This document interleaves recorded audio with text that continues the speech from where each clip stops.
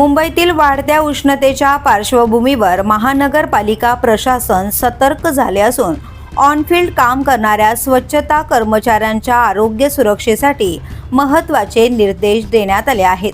उष्माघात, निर्जलीकरण म्हणजेच डिहायड्रेशन आणि उष्णतेमुळे होणाऱ्या विविध आरोग्य समस्यांपासून कर्मचाऱ्यांचे संरक्षण व्हावे यासाठी तातडीने उपाययोजना करण्याच्या सूचना महानगरपालिका आयुक्त अश्विनी भिडे यांनी प्रशासनाला दिल्या आहेत.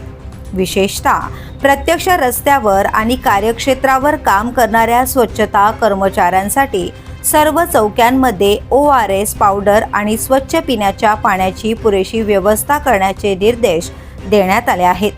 यासोबतच विविध विभागातील ऑनफील्ड कर्मचाऱ्यांनी उष्णतेपासून बचावासाठी आवश्यक ती काळजी घ्यावी आणि आरोग्याला प्राधान्य देत कर्तव्य पार पाडावे असे आवाहनही आयुक्त अश्विनी भिडे यांनी केले आहे.